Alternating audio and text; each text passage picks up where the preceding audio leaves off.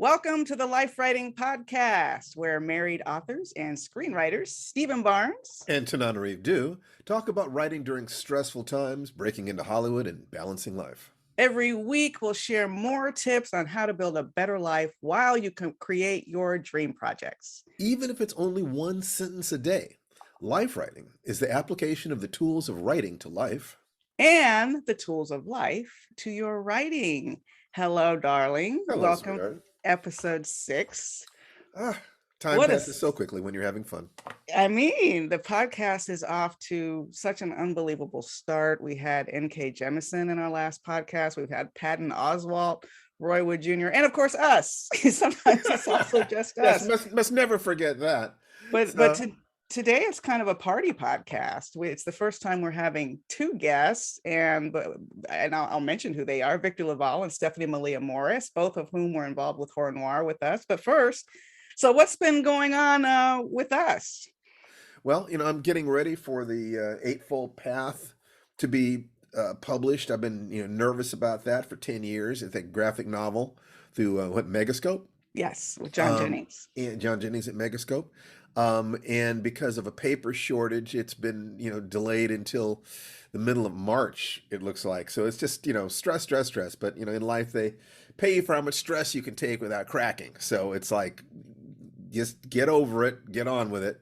What are you working on? I just found out today that we are ready to make an announcement about our upcoming graphic novel, The Keeper.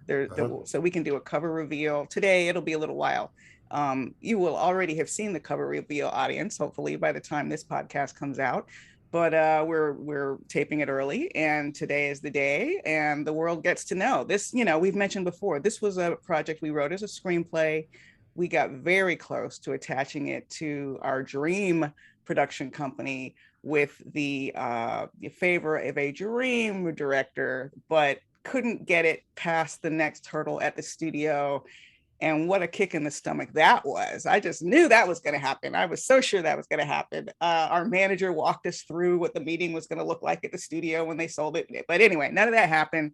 But we did send it to John Jennings again as a treatment, just to sort of see what he thought about it. And he said, this will be a great graphic novel. And he found an artist, Marco Finnegan, who was like a director and cinematographer in the decisions and choices he made in illustrating that.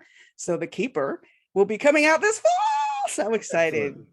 Yeah, and you have every reason to. I think it's gonna do well. I think that people are gonna enjoy that. It's a very cool story. We'll talk more about that later on. Yeah, just a thumbnail. It's about a little, really sort of 8-year-old, 9-year-old Black girl whose grandmother passes away, and a creature comes to take care of her. That's all I'll say about it.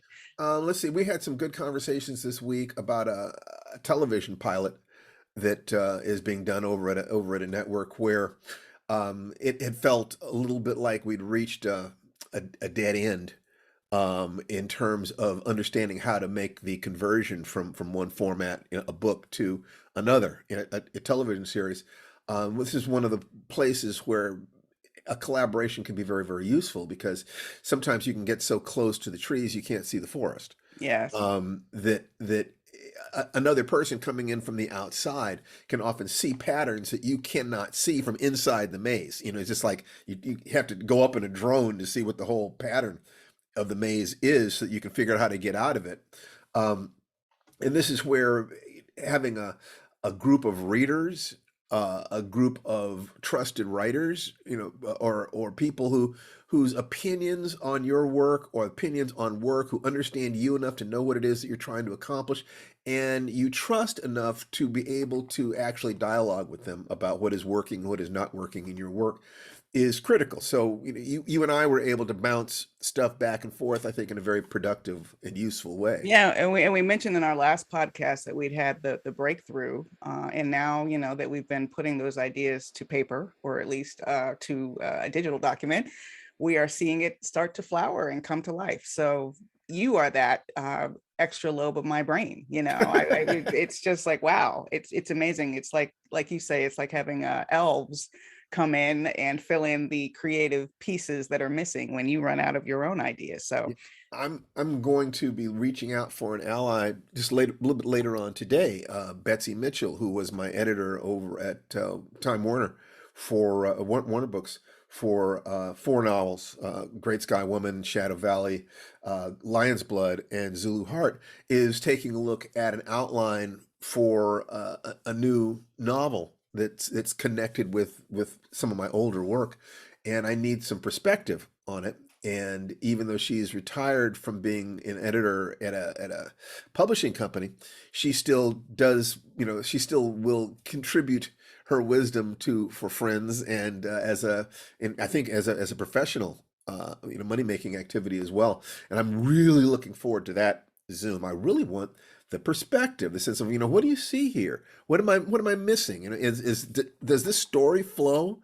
Does it work for you? Am I too far on the inside of this? Am I neglecting some important building blocks of that story? Does it communicate emotion to you? With these events happening this way, transfer a feeling from me to you? Questions like that. And when you have somebody that you can trust, who you believe understands you and will tell you the truth, that is gold. I think one of the greatest wealths that you can build in a creative field is a circle of artists who you trust. You have to earn your way into that circle. But find your allies where you can. That is a great transition to our topic today, because not only were you and I part of our circle of allies in collaborating on Horror Noire, which has recently dropped on AMC in series format. Now, a lot of you, not enough of you, but a lot of you may know that Horror Noire actually came out last fall on Shudder as an anthology film with 6 different stories.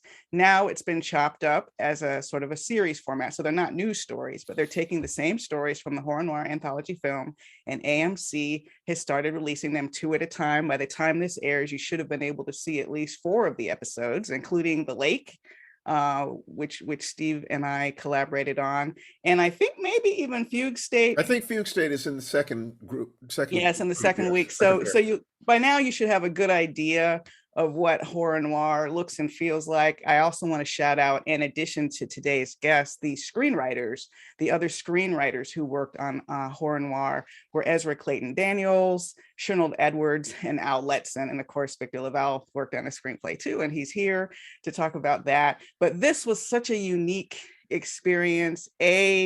You and I haven't had that much produced television together. So this was only the second project that we've worked on that's come to light as a collaborating duo. And then also it was a group effort. The executive Crystal Holt at AMC made sure that the screenwriters felt like a family, which doesn't always happen. And we got to celebrate this victory kind of together, even in person. Hard to believe now. We actually went and met in person at one point, right after the vaccines and before Omicron, in that window. Victor, you couldn't make it, I think, because you were out of town.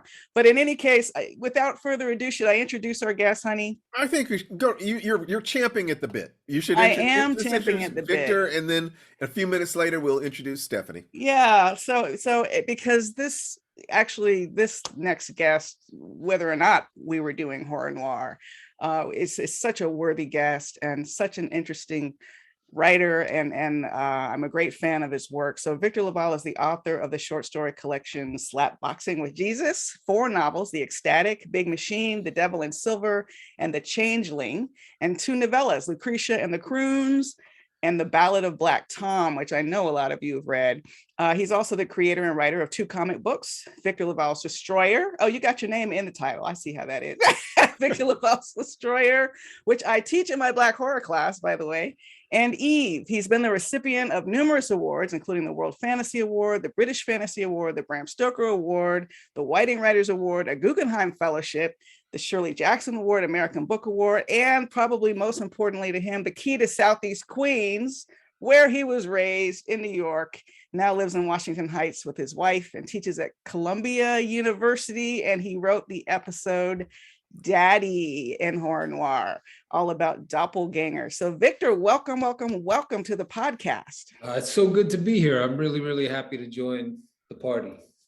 Yes, and speaking of parties, I'm still sad that you couldn't make it to the premiere party. We had limited space, but our friend Brian Fuller, the showrunner, hosted a premiere party basically at his house in his courtyard. And we were just able to invite like the screenwriters and a couple of executives, and you could not make it, unfortunately, but we missed you and you were there in spirit.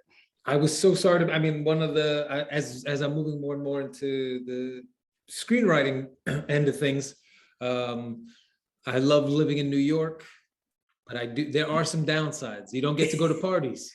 You don't get to meet people for lunch. Right. Stop by. Well, if it makes you feel any better, under COVID, a lot more people aren't meeting for lunch, and aren't having parties. It doesn't. Sometimes we do Zoom lunch meetings. You know, it's like literally we're doing one this week with a studio executive that we really like, and we're just talking, you know, and eating lunch. Nice. So yeah, it is nice. Victor, this isn't your first Hollywood experience.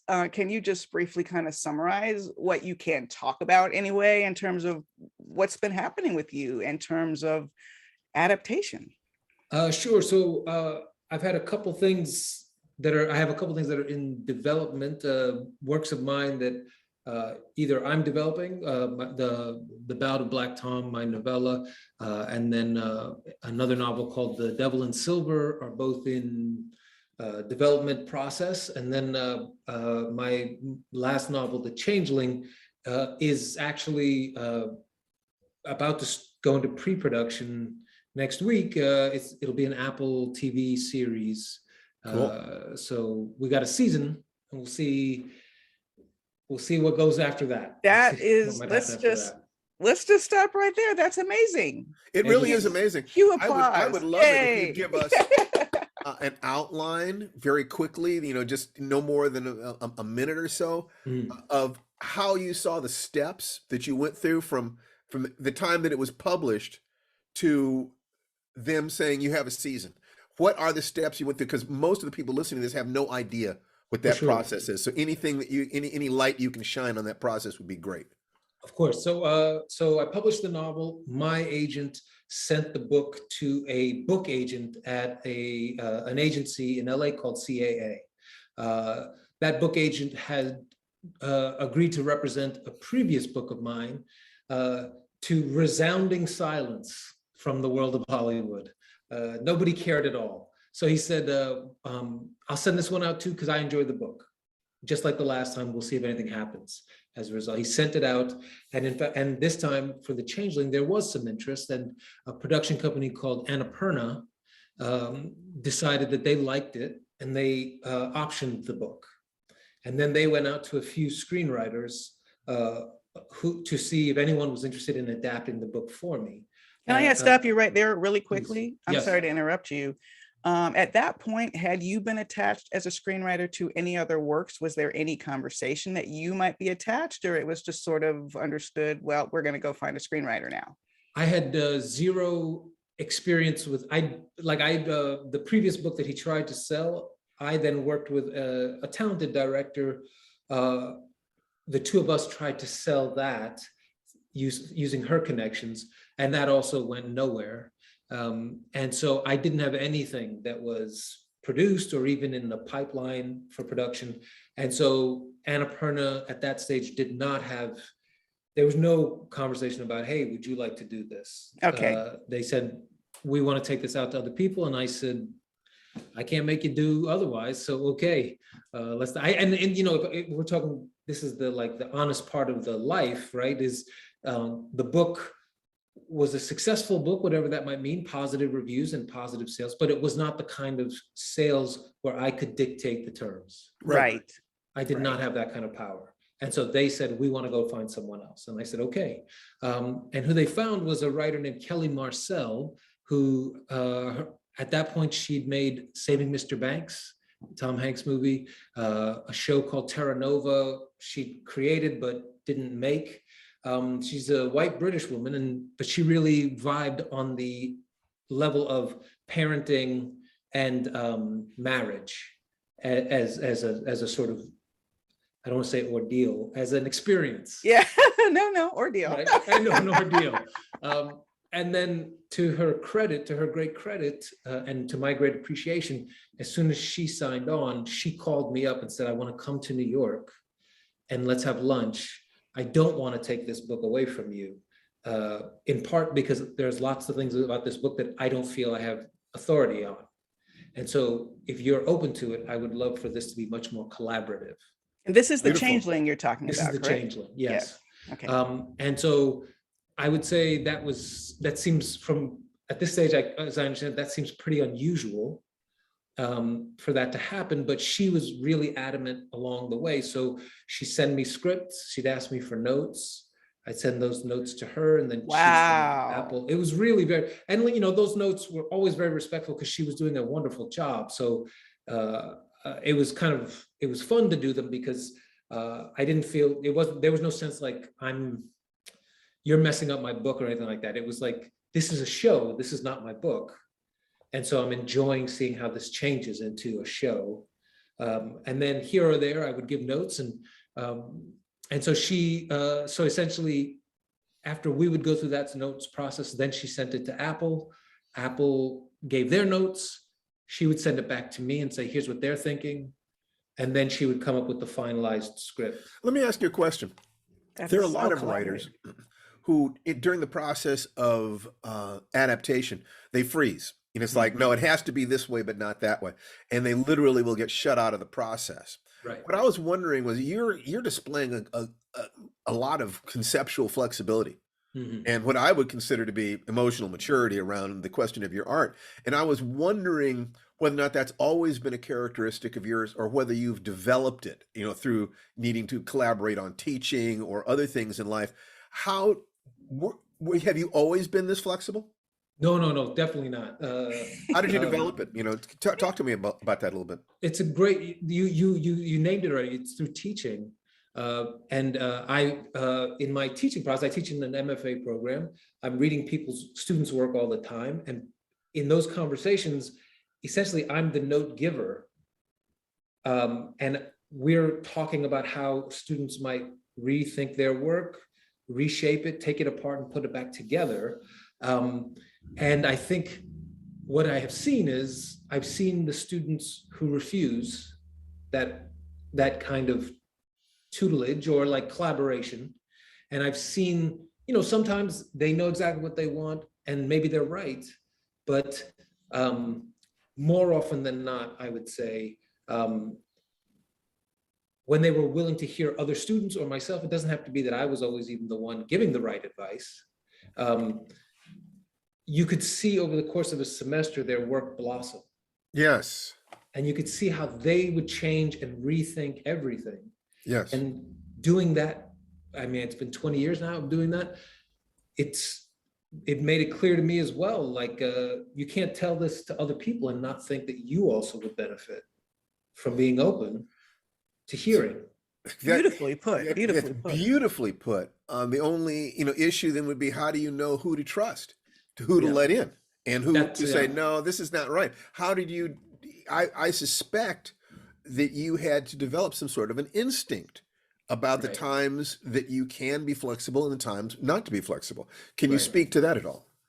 Well, what I, at this stage now, like one of the things I ask my readers a lot of the times is, two questions I ask them is like, what was boring and what was unconvincing? And the stuff that's boring is one kind of conversation, because then we could get, in a way, we get into aesthetic, sometimes something I think is really interesting, someone else thinks is boring, and I can decide like, well, I think people might want to know a little bit about this process. Or other times it's okay for me to just hear, oh, no one cares about this process because I really trust this person. I'll just cut that. But the more useful thing is what's unconvincing, because then we have a real conversation about how or why they might be willing to hear about a thing or learn about a thing or get to know a character. And in the process, I'm getting to hear a different way of thinking about how you believe in people, how you care about a character, things like that. And my own shortcomings in how I communicate, right? What things am I taking for granted? What do I assume everybody thinks or does? And I'm learning that that's incorrect. And so those are like questions I ask almost everyone. And in a way, like their answers help me start to figure out if this is a person I can trust, right? Because if the answer is like, well, I didn't like this because I saw it in, like what is it like? I don't think you should show that marriage is difficult. That's like something that shouldn't be said, because it should always look like love is great or whatever. And I kind of go, I don't trust this person anymore. Right. Yeah, that's a silly thing to say. It sounds that you don't trust them. It's not that they're being dishonest, perhaps. It is that they see the question very differently than you see it, and Yes. you think that they actually, having been married and having observed marriages, it is reasonable to say this is an immature attitude. They have an immature, overly romantic notion that love conquers all. They don't see the work that it is. Therefore, it is in conflict with your perspective. So whether they are intelligent and mean well, they can't help you express your perspective if it is too different. There are people you can't trust, not because they're bad people or unintelligent, because they see the world very differently. Yeah, and that's a big point. Yeah, like it's not to say that, like, they might write a story where love conquers all, because at that at the place they're in life, that is the story that needs to be told, and that they are going to find people for whom that is exactly what they need to hear, and they'll serve them well. It's just that it won't serve me. that's not what you're trying to tell. So let me fast forward to you a little bit.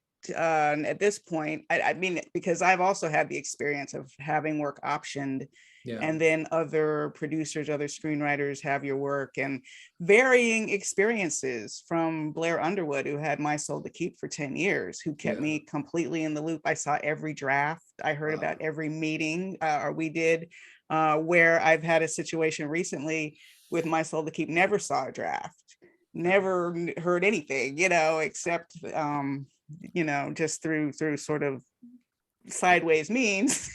An accident. An accidental meeting with a screenwriter. It's like, so, Oh my God. so it's a struggle. And even now, our agents are trying to negotiate for us to have a chance to write a pilot on a where we've already had a Twilight Zone. We've worked on Horror Noire. Steve has a bunch of TV credits, but there's still that push to get in and to get that opportunity. How did your opportunity to actually write a screenplay come about? Did you fight for it, or did it fall in your lap, or what happened? No, I fought. So the other two projects, Battle of Black Tom and Devil in Silver, I've been able to be able to write both of them. And in both cases, I pitched myself, like when they optioned the book, essentially what I said was like, I have a sample script, because even though that first pass at selling a book didn't work, I had written a script for it. And so I had at least something to say, like, hey, I would love it, before you decide to go out to anyone else, would you be willing to look at this script and then have a meeting with me where I can talk with you about how I would, like, what I would do differently between book and show, how I'm thinking of it on a thematic level, on a personal level, all those kind of things. And they said, we won't promise you anything, but we'll listen. And so then I went into that meeting very prepared. I'd given them the script, but then I'd also spent a couple weeks really putting together, like, here's what I think the themes are of the story. Here's why I think it speaks to today, even though it's set 100 years, almost 100 years ago. Here's the parts of it that are fun and horror related. And so I just made that pitch. And if I'm being totally honest, I think what I also benefited from was, I don't know if they wanted to pay if I could say, like, a real screenwriter. I don't know if they wanted to pay what an established screenwriter would get paid. You're cheap. Yes, Victor. I was cheap. That's why they get you for scale, right? That's right. And at that point, I was incredibly happy. Considering book advances, I was incredibly happy to get paid. Yeah, there's a stupendous amount of money running around in Hollywood. Yeah, what's cheap in Hollywood isn't cheap anywhere else. Like, you can get thousands of dollars for a 1.5-page treatment or a 3-page treatment. It's crazy. It's wild. So we want to bring Stephanie in soon, but right. I also want to talk to you just specifically about, having had these experiences, having won your right to work on screenplays. How did the horror noir experience strike you as feeling different did it feel different with the community aspect? Well, I will say, so the first thing that was different was that I had a Black exec working on it, right? Crystal Holt, Crystal yes. Holt. Makes a difference, doesn't it? A huge difference. And a huge difference just in that, like, I've had the other execs in the other places are wonderful, truly wonderful. So it's not a dig against that, but it was the first time that I was just talking to a Black exec, and who, when we sat down to talk, she saw the story, she understood the basic idea of everything. And what we got into was maybe on some level, not about explaining the surface of things, but getting into the deeper aspect of things. The roots. The roots of, yeah. And then the other thing that Crystal did, I could never stop singing her praises, was, as you mentioned, brought all of the screenwriters involved together. We had a virtual cocktail party to say, like, all of us are part of this team, as opposed to the way it can sometimes feel like you're a little siloed in your little project, crossing your fingers, hoping things will move forward. So when we had those opportunities to meet each other virtually, or I'm imagining in person, it's, you know, I imagine it's like what it must be like to be in a band. It's like you have a crew as opposed to you're a soloist. And it just was so wonderful when we were doing those toasts, and I was just looking at everybody and be like, look at this crew. I can't believe I get to be a part of this and these stories. And that this would be my first, while these other things are being developed, Horror Noire was the first thing that was ever produced. Your first credits. My first credit. And so it felt so good. So excited. So exciting. Many successes to come. I appreciate that so much. And it's just a perfect place to start. Yeah. Yeah. And speaking of rather firsts, I'm not trying to like take credit and brag, but I'm gonna take credit and brag for a second, because I have half my syllabus here on this call for my Black horror course that I'm already teaching Destroyer. And I've been teaching this young woman's short story for years as well. Stephanie Malia Morris is an MFA candidate at the Michener Center for Writers at the University of Texas. She graduated in 2017 from the Clarion West Writers Workshop, where she was a recipient of the Octavia E. Butler Memorial Scholarship Award. Congratulations on that. And is a 2019 Cambilio Fellow and an inaugural 2021 Paraplus Fellow. Her short fiction has appeared in Faya, Pseudopod, Nightmare, Apex Magazine, and Lightspeed. And her short story, Bride Before You, was adapted as a short film as a part of Horror Noire. Crystal had a story that she'd been working to pin down that she couldn't get, kind of like, oh my gosh, she reached out and said, do you know of a story? And I read a lot of short stories, and I thought about a lot of writers, but Bride Before You really jumped out as a story that could work really well. And I'll have you talk about it, Stephanie. But what was it like? So here you, at the time you had published a few short stories, and then just describe for the young writers out there what it was like to get the call. Oh, thank you, Genevieve. Yeah, it was a surprise. It came out of nowhere. I wrote Bride Before You in 2017, and it was the application story that I sent in for Clarion West. And so, and before then, I had really never shown my writing to anybody. So to get into Clarion West with this story was just like, wow, completely unexpected. And so, yeah, I had written a few short stories after that. And then all of a sudden, out of the blue, hearing from Crystal Holt, and then and being introduced by Tanana Reeve to her as to get my story adapted was just, I still don't quite believe it happened. That's how it should feel. That's how it should feel. I'll an email and I'll be like, yeah, I see the evidence of it, but I actually don't think it happened. How is it when you're in an MFA program, you know, and you're going around the table and like, yeah, and I had my short story on TV the other day. Or did you feel shy about it, or were you kind of like, yes, it was me? And how did they react to you? Well, that was interesting. So I do feel very shy about it. And what was hilarious was that after it came out, one of my classmates in my cohort, she turned to me and she was like, is your middle name Malia? And I was like, yes, it is. And she's like, because me and my boyfriend were watching this horror noir anthology, and they're like, Stephanie Malia Morris. And I was like, I think I know her. That was very random. But yeah, the people in my cohort were very supportive, very excited for me. And yeah, it's just been really wonderful to be able to share this with people, but I am very shy about it because I don't quite know how to bring it up. It's just like, it ties back into, was this a real thing that actually happened? Well, your path to getting into Hollywood, there are countless people who've had that experience. You can't predict it, you can't push it. And one of the things I always say is that no two writers ever get into Hollywood in the exact same way.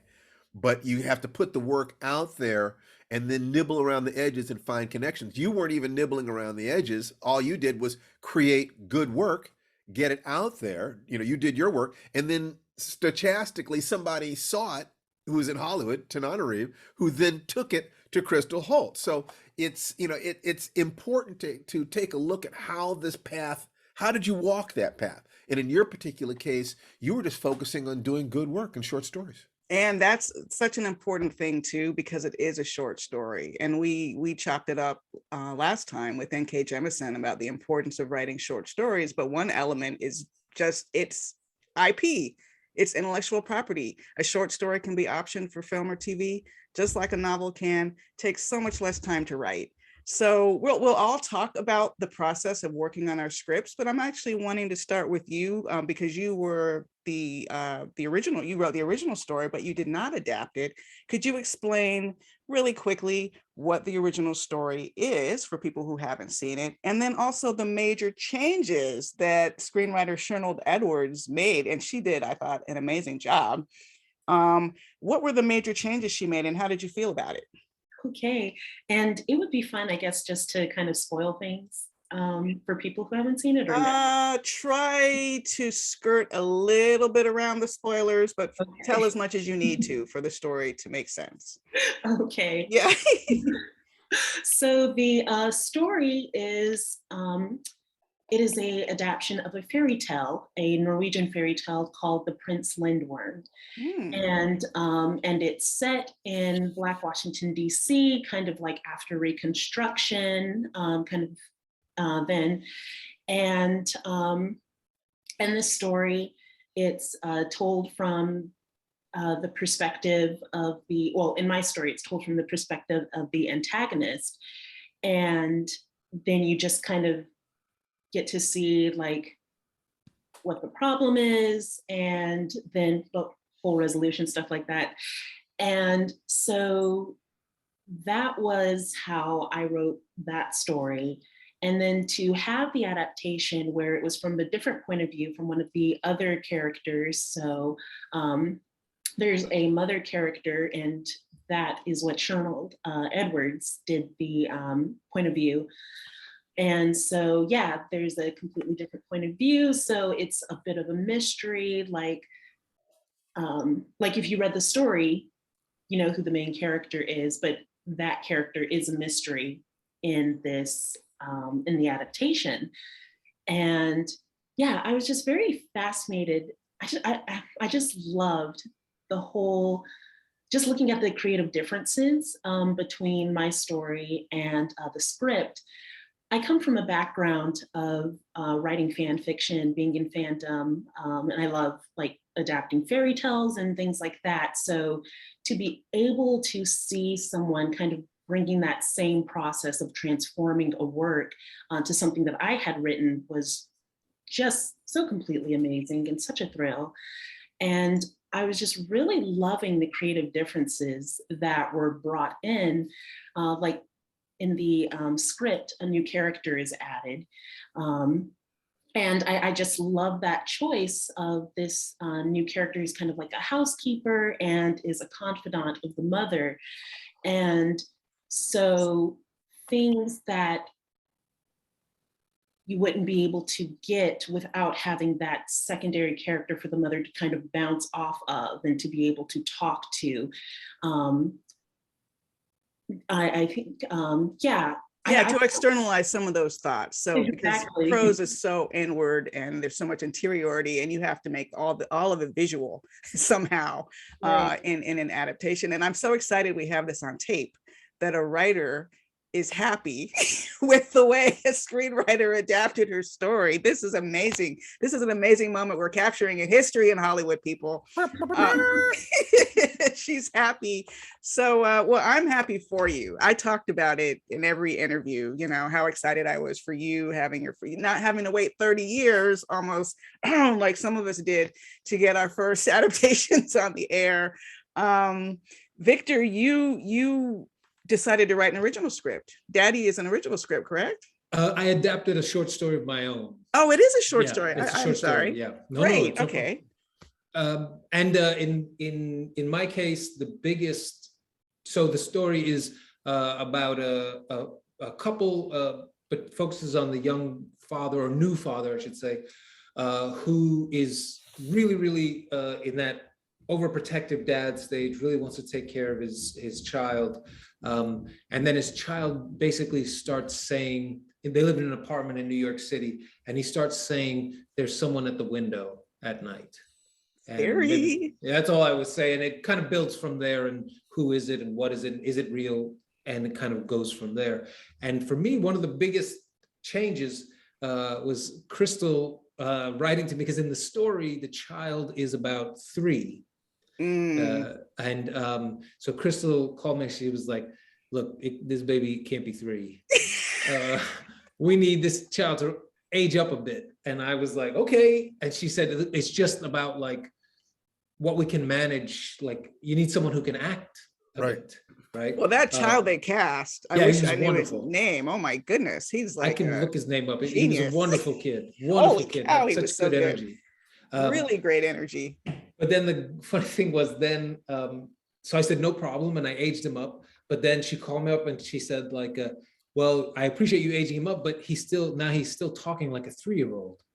So now you need to give him some dialogue, please. And I was like, oh, right. And so that was a very funny process with Crystal, like calling me and being like, this sounds like a 4-year-old. Can he sound like a 6-year-old? And I said, okay, sorry. And so it was me sort of almost like having to catch up to the realities of what a show would need versus what a book could do. The production realities, what can you actually pull off? Yes. You know, just in terms of actually, you know, a camera, a set, the actors, the time, the resources involved. You have to be able to juggle all that stuff and understand these are not bad people. You know, when they ask you these things, they're not being monsters. They're trying to help you get your football across the line. Right. Well, what about for you two? You two adapted 2 things. We did. Why, yes, we did. It's so nice of you to bring that up. And you know what's so funny? I swear, I think I thought of Stephanie's story before I thought of anything else we had done. It didn't even dawn on me to suggest another story for us. But Crystal dug up, you know, the second one, which I'll let you, what we do is if I take lead on a story, my name comes first on the script. And if Steve takes lead, his name comes first on the script. That's how we work. You talk about the lake first, sweetie. So yeah, let's talk about the lake first. So the lake is a short story of mine, basically about the monster within. A woman moves to my fictitious town of Gracetown, Florida. I have several stories set there in my short story collection, Go Summer. And basically the conceit is that magical things happen in the town, mostly around young people. But in the case of the lake, an older person is also affected by the magic. And she's warned not to swim in the lake, but she does anyway. Why do people do that? And it really is about the monster within. And Steve and I really set out with what was a pretty faithful adaptation of the short story. We added a girlfriend for the high school students so they could have conversations and we could hear what he was thinking about the fact that his teacher wants him to help out around her house after school. But aside from that, it was very faithful, except we knew we had some production limitations, right? We weren't going to get that big CGI monster moment that we might. I mean, I like practical effects too, but we knew we would have some budget limitations. So we tried to confine it a bit, but we had the settings of her house and the school and just the lake. And I would say the major difference in the production was that in the short story, and really more so even in the script, because we were leaning into some haunted house imagery, some misdirection, to try to make it seem like, well, I'm not going to give away a spoiler, but some misdirection, let's just say. And in the production, the house is actually a lot nicer than it was in the script. Right. So it doesn't have that same feeling of like a house and a life that's falling apart and kind of those haunted house kind of angles. But having the nicer house actually does add something unexpected, which is that she's sort of using her money in some insidious ways. And I'll leave it at that. So even though we don't get the haunted house imagery, what we do get is sort of this picture of privilege, which does give it an entirely different flavor, unexpected from when we wrote it. But Leslie Ann Brandt, who was in Lucifer, stars in that, and she did an amazing job. And tell them about Fugue State, darling, which is the second one we did. Okay, so Fugue State was originally a story we did while we were teaching a course in writing. I decided to do something unusual. A life writing course, as a matter of fact. It was a life writing course on writing. And we had the students actually suggest subject areas. The idea was to create a story right in front of them. So they pitched about a dozen different subject areas, and I saw politics and religion. And I considered politics and religion, when they overlap, to be an area that is really great in terms of horror. So I said, okay, we're going to take that. And so then we created an outline on a Google Doc that enabled us to kind of build, this is what I think a story could be. And we actually linked them to the Google Doc, so they were able to see us developing the story in real time. Then Terrifying. I took it from the Google Doc to a piece of software called Writer Duet, which is script writing software, because I tend to write scripts of stories first in order to kind of get a fleshed out outline of what the story is. And I promised to Noire, okay, I'm going to take the lead on this because I can see what this story could be.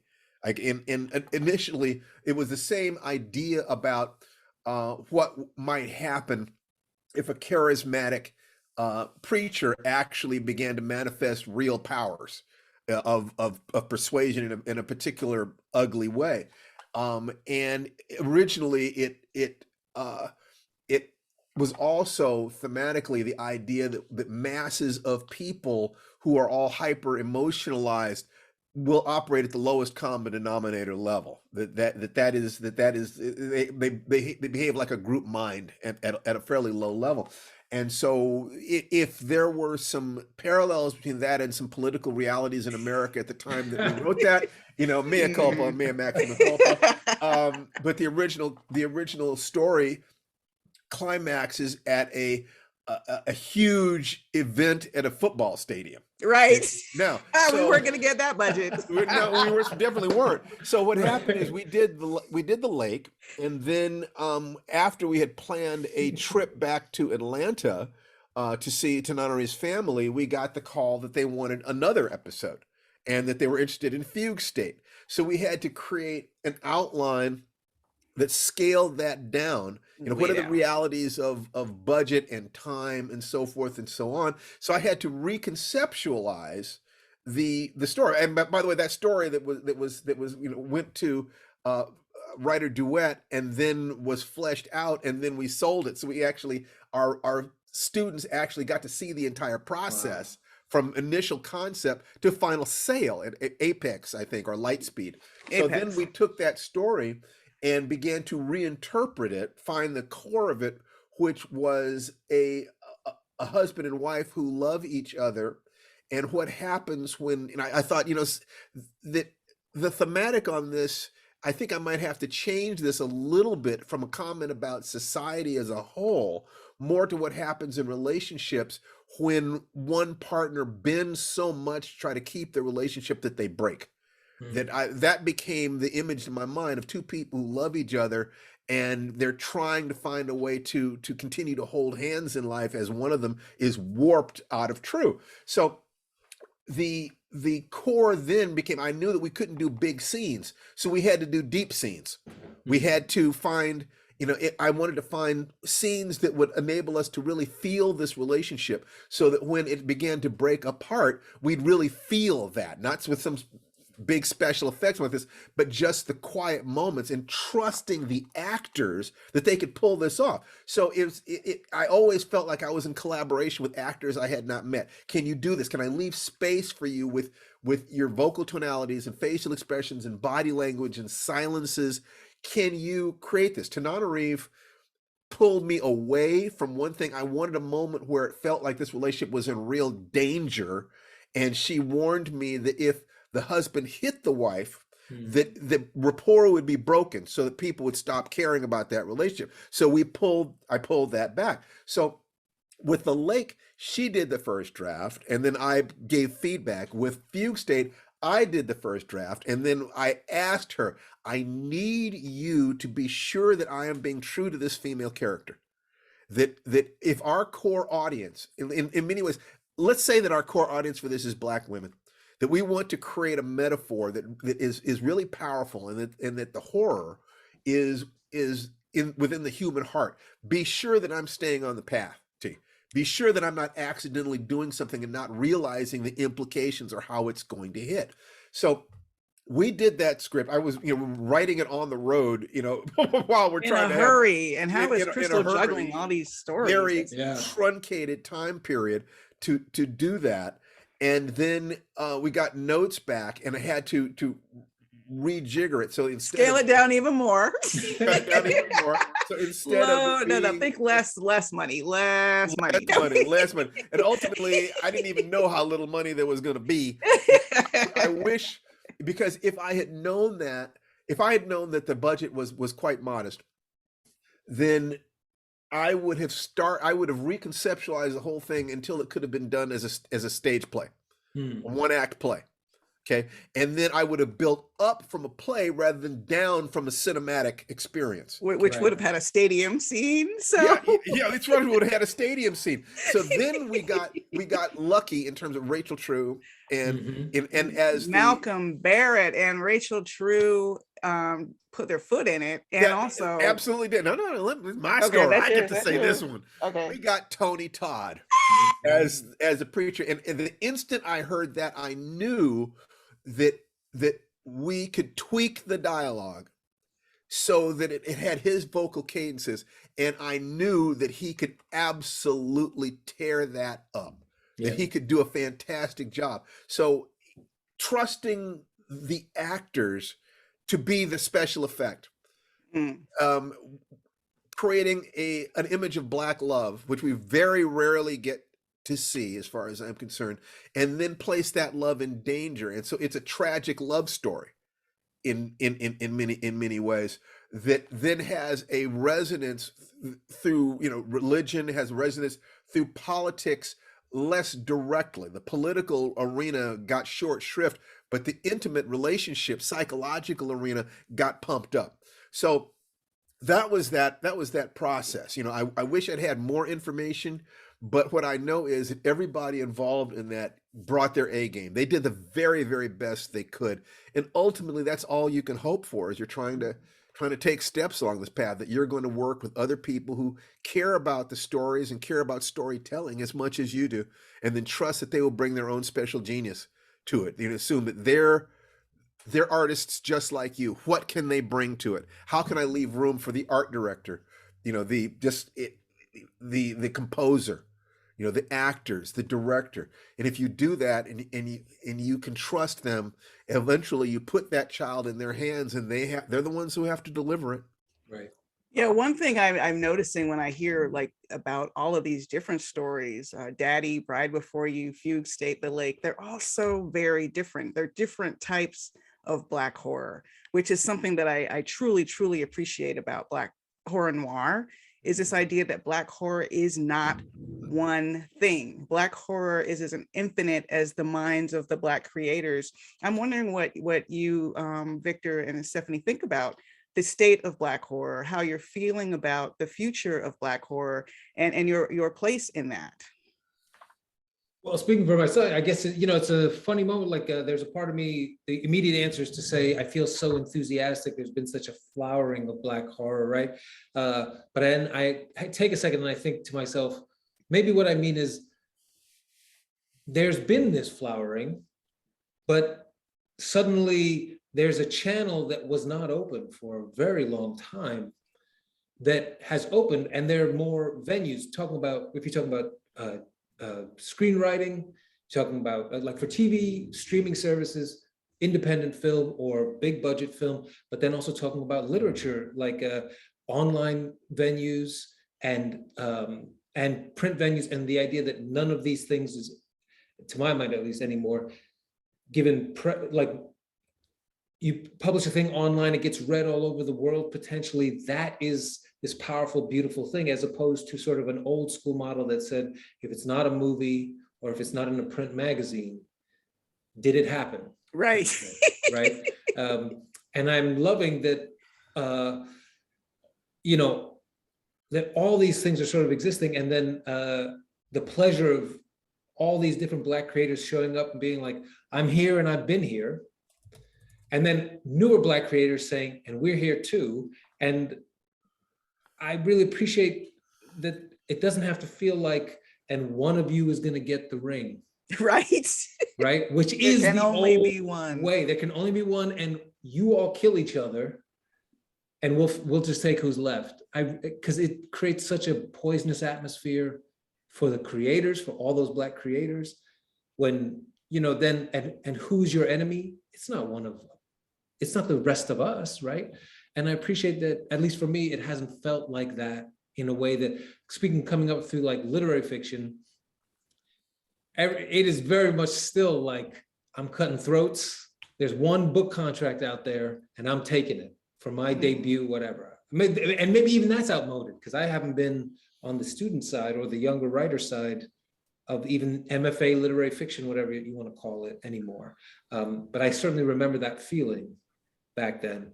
And I kind of love, like, when I've been doing stuff, getting to know folks, Black horror across all these different spectrums, then you include comics as well. I have yet to run into people, I have yet to run into the crabs in the barrel feeling that I felt in literary fiction 10 years ago, 5 years ago. And it's beautiful, So this feels more like family to me. Well, I'm so glad about that. I've said this before to M.K. Jemison. It makes me so incredibly happy to see all these voices coming in there. Both the feeling of not being alone, the feeling that there are going to be more people creating images that satisfy that particular hunger that I have had, people I can talk to who understand the journey that I've been on, and just frankly, just people who. Evolution works if you have enough separate mutations that you can lose a lot of them and one or two of them will succeed. That is true about nature. But when we have enough individual artists, that the onus isn't on each and every one of them to be a genius every time they step out of the house, that you have to have room to fail. You have to have room to fall on your face, to look stupid. If you don't have permission to be stupid, you start playing it safe. And that, once again, is the beginning of being a hack. You're doing the thing that you know you can do, rather than, let me do something I've never done before and something I've never seen before. If you do that, then your unique perspective is going to give us new stuff. How about you, Stephanie? Yeah, you're the newcomer in that space that Victor was talking about. How does it feel to you?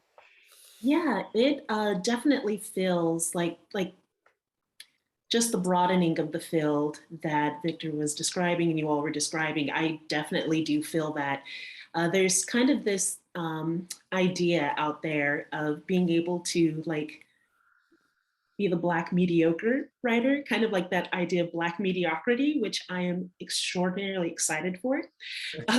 Explain. Yes.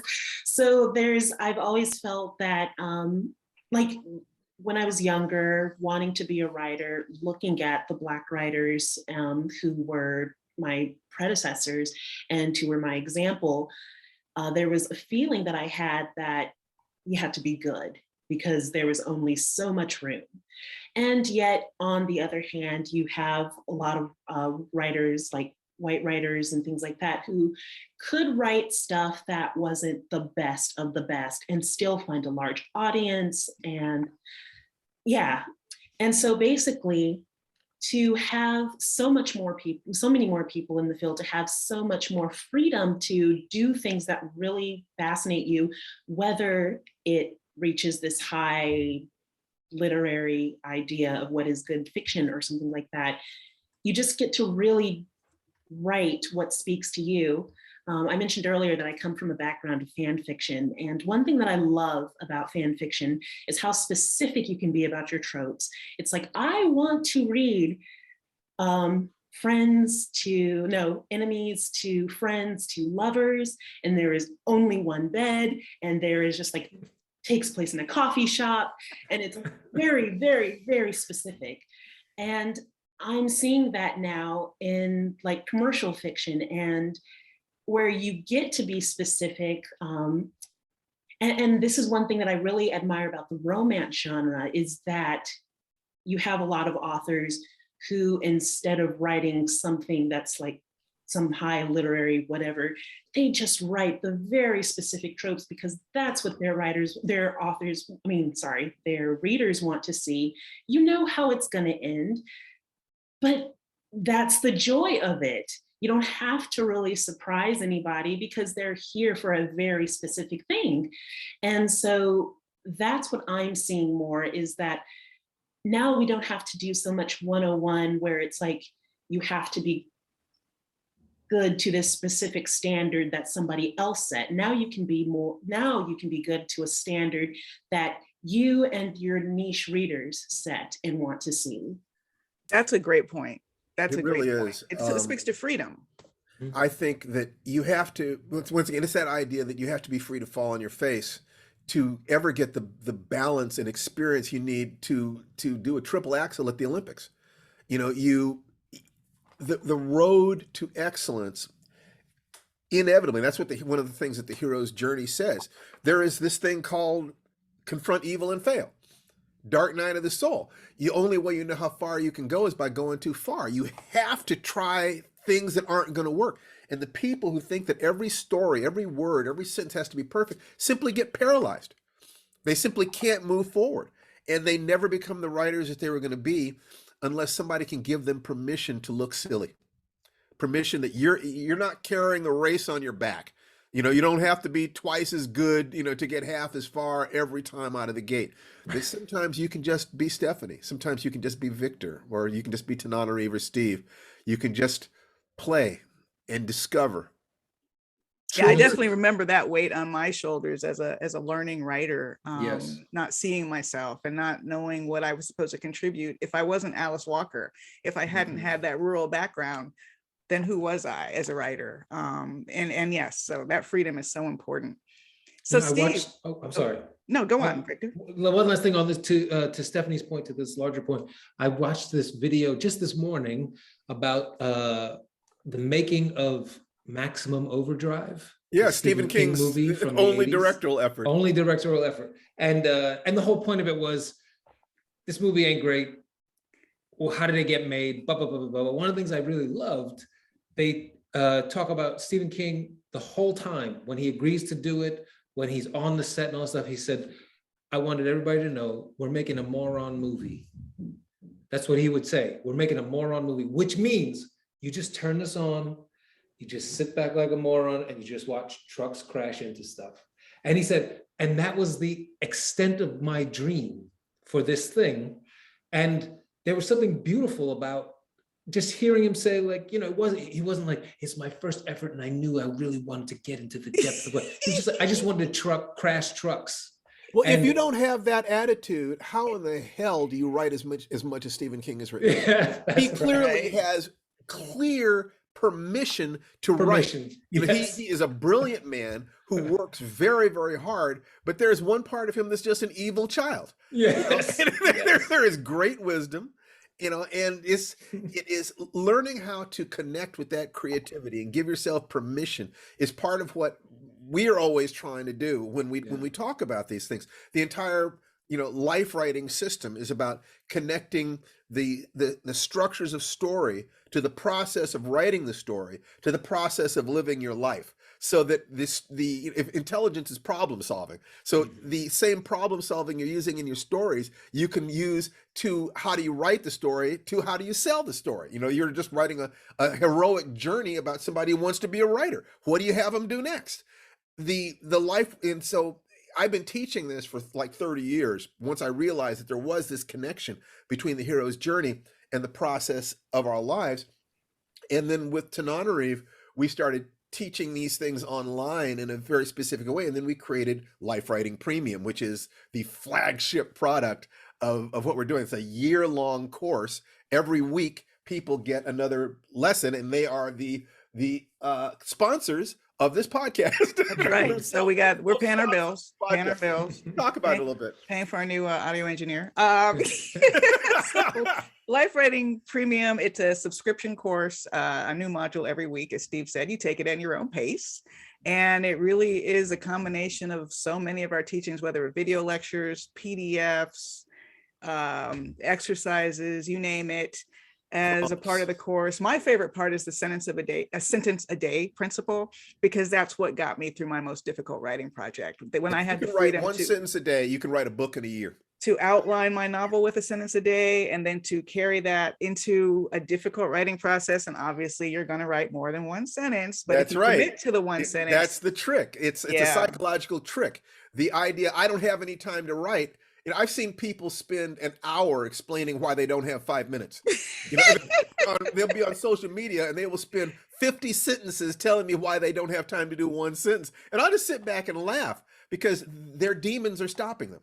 That once you say, I'm simply going to write one sentence a day every day this year, you will start figuring out how to do more than that. Once you actually make the time to sit down and do a sentence, you're going to find the part of you that says, oh, that's ridiculous. I got to see the next sentence. I got to write the paragraph. I got to write the next paragraph. But if you're thinking to yourself, I have to write 5 pages or 10 pages, that can seem like it's just too much. So it is a psychological trick. But if you can promise that you write one sentence a day every day for the rest of this year, Lifewriting Premium will help get you published. We got a bunch of the tricks and tips, so check it out at www.lifewritingpremium.com. It was the process that gave birth to Fugue State, which is now on AMC. And for those of you who haven't seen the horror noir anthology film and you have Shudder, it's still on Shudder. You can watch the whole thing at once or watch the series version now on AMC. Thank you so much to Victor LaValle and Stephanie Malia Morris.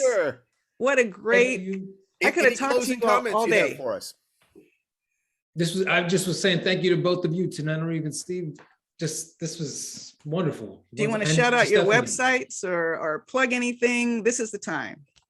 The only thing I can plug is I'm writing a Marvel comic, Sabretooth. Yes. It's out last week. Great. Check it out. How about you, Stephanie? Yeah, thank you so much. This was amazing. I really loved talking with you all. You can find me on stephaniemaliamorris.com, and there it is. Fantastic. I like the idea of doing writers' salons. We're going to start talking about just conversations for us. Just working writers who are willing to share everything that they have. We just get together maybe 3 times a year via Zoom. Yeah, without the mics on. But we'll wrap really quickly. Really, thank you so much for taking part in the podcast today. Everyone, go on and write for your lives. That's right. Remember, be the hero or heroine in the story of your life. Take care, guys. See you next week.